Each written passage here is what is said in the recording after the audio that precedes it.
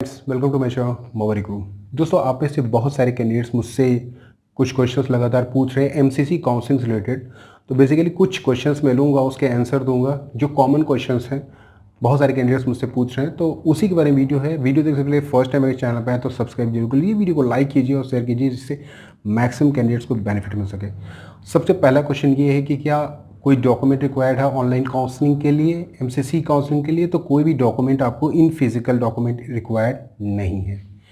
Number second, number of choices कितनी fill कर सकते हैं, चॉइस फिलिंग कितनी कर सकते हैं? तो अनलिमिटेड चॉइस फिलिंग कर सकते हैं, जितनी भी कॉलेज है आपको सबको फिल कर सकते हैं। बशर्ते ध्यान रखिएगा कि जो आपका प्रेफरेंस ऑर्डर हो वो टॉप टू बॉटम हो, मीन्स ऊपर अच्छे कॉलेज हो और नीचे लो ग्रेड के कॉलेज है। वरना अगर आपने ऊपर अच्छे कॉलेज रख दिए तो आपके प्रेफरेंस ऑर्डर को ही वो जो सॉफ्टवेयर है वो डिटेक्ट कर लेगा और आपको कोई लो ग्रेड का कॉलेज भी अलॉट हो सकता है। तो इसलिए ध्यान रखिएगा, ऊपर टॉप पर वही कॉलेज रखिएगा जो अच्छे कॉलेजेस हैं, जिसमें आपके चांसेस हैं। दूसरा, क्या लॉकिंग के बाद चॉइस से इसको ऐड कर सकते हैं? एक बार लॉकिंग का सिस्टम हो जाता है, मीन्स चॉइस आप लॉक कर देते हैं। चॉइस फिलिंग और लॉकिंग के बीच में 4 to 5 डेज़ का टाइम होता है, उसमें आप चॉइसेस को शिफ्ट कर सकते हैं, ऊपर नीचे कर सकते हैं।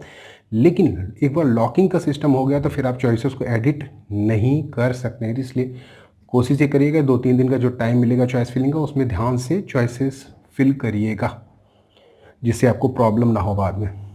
और जहाँ तक कुछ कैंडिडेट पूछ रहे हैं कि राउंड 1 में अगर सीटें अलॉट हो गई हैं तो क्या हमें रिपोर्ट करना पड़ेगा इन फिजिकल? आप कर भी सकते हैं, नहीं भी कर सकते हैं, दैट डिपेंड अपॉन यू।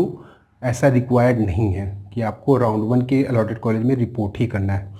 अगर आप राउंड 2 में जाना चाहते हैं तब ये है, मीन्स अगर आप राउंड 1 की सीट से सेटिस्फाई हैं तो राउंड 1 में आप जा सकते हैं और वहाँ रिपोर्ट भी कर सकते हैं। अगर वहाँ से आप अपग्रेडेशन चाहते हैं तो राउंड 2 की काउंसलिंग में आप आ सकते हैं। तो मतलब दोनों ऑप्शंस हैं आपके पास, रिपोर्ट भी कर सकते हैं, नहीं भी रिपोर्ट कर सकते हैं। अगर आपको उम्मीद है कि राउंड 2 में आप अच्छे कॉलेज ले जाएंगे तो रिपोर्ट करने की जरूरत नहीं। अगर आप राउंड 1 की सीटों से सेटिस्फाई हैं तो आप राउंड 1 की काउंसलिंग में मीन्स रिपोर्टिंग पूरी कर सकते हैं, ज्वाइन कर सकते हैं इंस्टीट्यूट।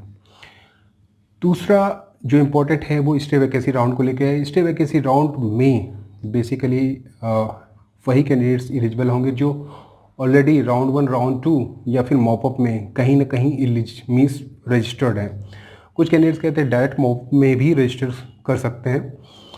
तो राउंड 1 में नहीं किया है अगर रजिस्ट्रेशन तो राउंड 2 में आप कर सकते हैं। ऐसा कोई ज़रूरी नहीं कि राउंड 1 में करना मैंडेटरी है।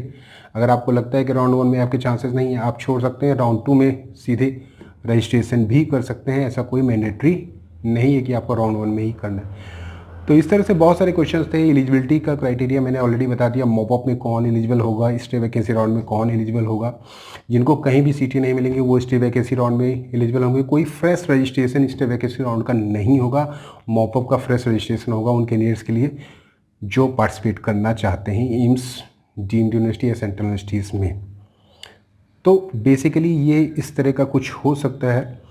और कुछ और क्वेरीज भी हैं, जैसे कि राउंड 2 की सीटों को अगर आप ज्वाइन कर लेते हैं तो आप फिर स्टेट कोटा के किसी राउंड में पार्टिसिपेट नहीं कर सकते। बहुत सारे कैंडिडेट्स कहते थे कि राउंड 2 में अगर हम ज्वाइन कर लें इंस्टीट्यूट तो क्या स्टेट कोटा में ट्रांसफ़र हो सकती है सीटें? कुछ नहीं होगा, क्योंकि राउंड 2 में सबसे ज़्यादा एहतियात आपको बरतनी है कि राउंड 2 में अगर आप कोई इंस्टीट्यूट ज्वाइन करते हैं तो ये समझ लीजिए वो आपका फाइनल इंस्टीट्यूट है। अगर आप ज्वाइन नहीं करते हैं for fear of fees, means अपनी जो भी आपकी फ़ीस है वो आपकी कट जाएगी, और आप उसको ज्वाइन नहीं करते हैं, प्रॉपर जो ज्वाइन होता है वो नहीं करते हैं, तो आप स्टेट कोटा के लिए भी एलिजिबल होंगे। बस ये कि आपकी जो फीस होगी वो कट जाएगी।